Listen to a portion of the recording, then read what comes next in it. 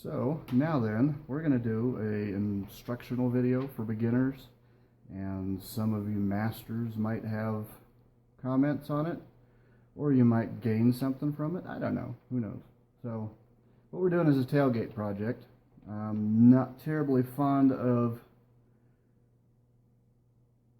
the picture as far as its composition because it doesn't show a lot, but for the customer I'm doing this for is a really good friend of mine, and he wanted this on his tailgate. I'll show you the picture. Alright, so that's my friend Tui right there, high school buddy and in my art class. And this is Rudy Gunter. This is he's our art teacher, was our art teacher in high school, and stepdad to Tui here. And he's in failing health. He's going downhill. So Tui wanted me to do, this was their last camping trip together, or hunting trip actually.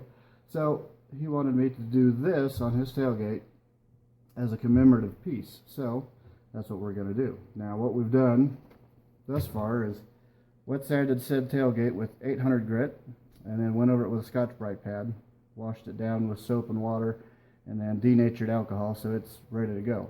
Now earlier I already went old school and used my overhead projector and took a slide of this and copied it onto a piece of paper.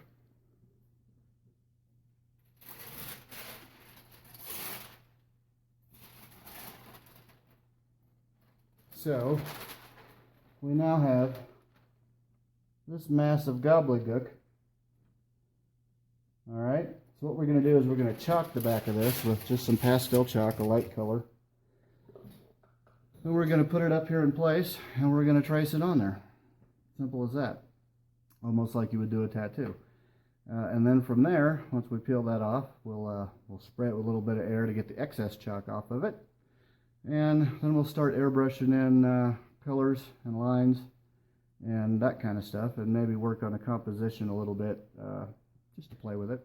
So I'm going to try and make this video fast forward in some spots, make it a little bit shorter. But you know, feel free to comment on it, and we'll see how all this goes. So let us start. Hello again. Okay, so we've got it on there. Now and we've done a light dusting of white chalk on the back, rubbed it around with a little tissue paper real lightly just so we don't have excess. And now, because that's drawn in pencil, we're going to go over it with a pen so we know we don't miss any lines. Alright, so let's whiz right through this, alright?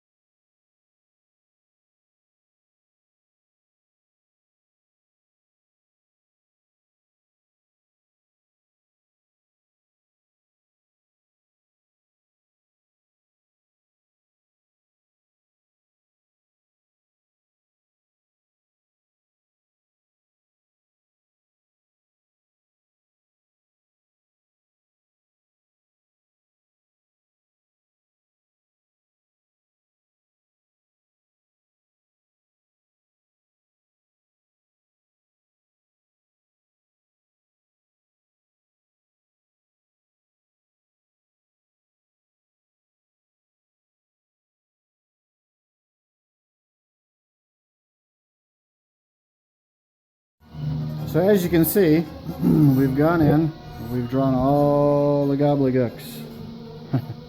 Basically just traced over all of our lines, which was a ton of fun. And then, once we take this off, you've got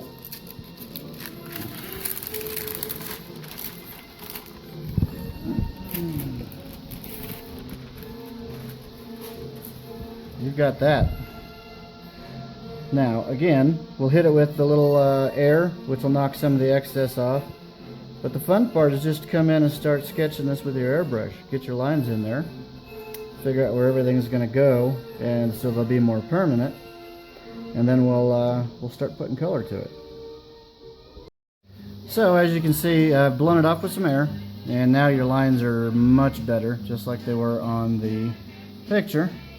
And then I lightly dabbed it with a tack cloth. Alright. So we've got all of our stuff in. Now we just got to start sketching it with a little bit of paint. And we'll get to that here in a second. Alright, so a word on airbrushes and painting. You can buy any airbrush you want. Iwatas, Pachets, whatever you want. My stable is down to 2 with a spare parts. I have a Badger 155 that my son bought me years ago. It's one of my major contenders. It's the one that I've used forever. Excellent airbrush, and you'll never have any troubles with these. You can still find parts for them, anything you want. The second one, actually the first one, it's a Blue Point, but it's a Badger 150. Bought it off of a Mac Tools truck back in the 1980s, I think, and it still works to this day. It's got finger dents in it from overuse, years of airbrushing. I've been doing this for since like 1986, 85, something like that. These are my 2 contenders. Yeah, they're gravity feed. Sometimes they're a pain in the ass, but if you're painting larger subjects, it's nice to have that extra paint in there. And then there's paint. So what you want to do with your paint, especially when it comes to the sketch mode, where we're going to start here. I'm using Diamond base coats because we do base coat, clear coat. A lot of people use Wicked Colors or just about anything else, but this, I've just always been used to using these base coats, and they seem to work very well for me. And I've gotten used to them over the years. And the basic thing is you want to make sure your mixtures are good. You want the consistency of about 2% milk once you mix these paints with a good UR thinner and then your base coat. And if all else fails, make sure you write stuff down, little paint codes and such, because as you start getting older you'll forget this kind of things. So we're going to mix this up a little bit of white, see how she starts going on, and start working with it. Hello again. So yeah, I steered you wrong, sorry. Both of my Badgers are they're suction feed, they're not gravity feed. bad juju there. And I was showing you this here paint code. Ta-da. And basically all my paints I thin out kind of the same way. It just works the best. You'll see this says 2 dash of white, 2 clear, and then 3 of the reducer. Okay, and that gives you the consistency of 2% milk, basically. The clear is literally a base clear. What? 1 second.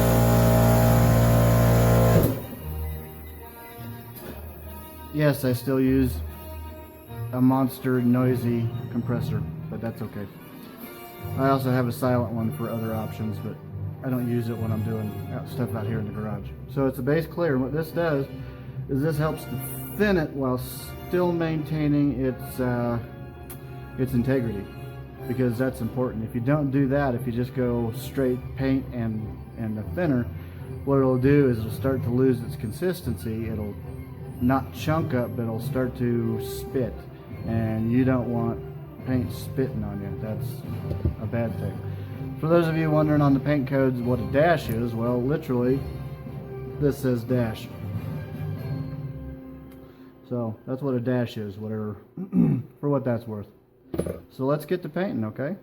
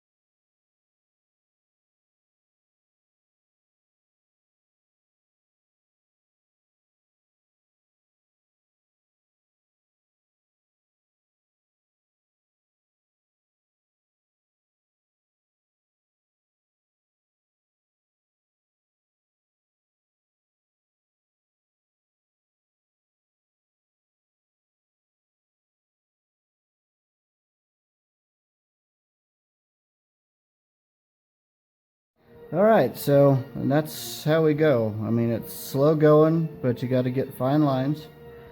And then you just sketch everything in. Then you'll start, I mean, if you've got your picture reference there with you, you can actually sit and start doing some highlights where you know they're going to be. And usually I would have the picture tacked up, like right up here, so I could just catch them and start spraying them in. Because when we start doing our colors, we're going to thin those out and till they're translucent. So what that's going to do for us is that's going to go in, it's going to give us our color, but it's still going to maintain the highlights and shadows that we've already put there with the white.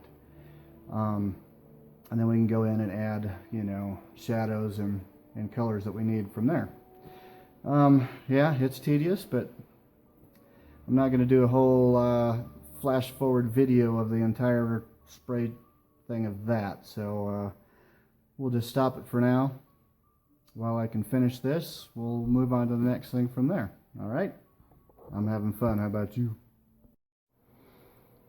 Alright, well, we were doing a little video editing and somehow deleted the last section of video, so we'll do it again.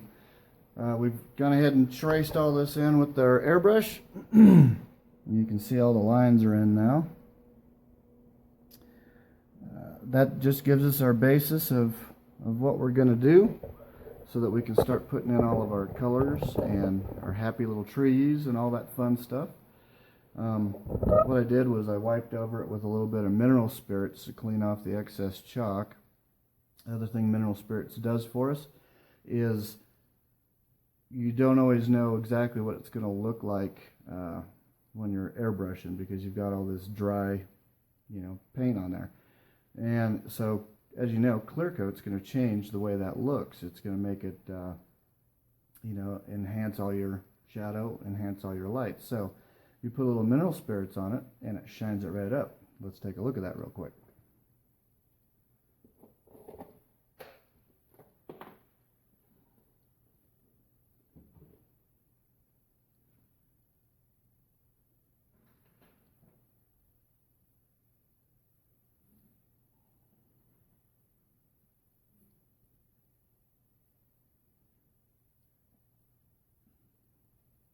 Alright, see there?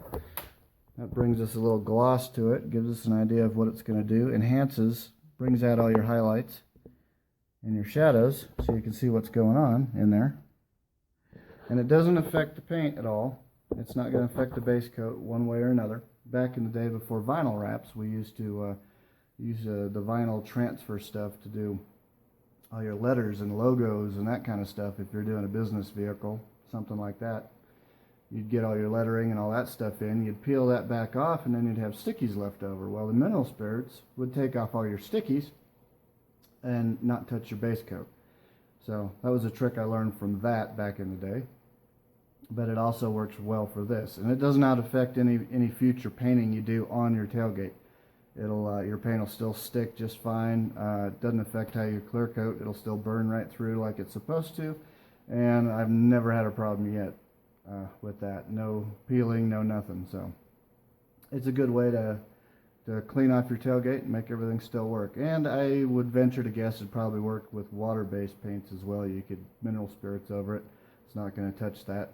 You'll be able to see what you're doing, and it'll give you an idea. So this is the end of part one. We'll continue on with part two, which is going to be adding colors, putting in all our trees and stuff in the background, making it look more like that picture that we had up there in the first place. So hope this wasn't too boring, and we'll continue on. So keep watching and enjoy.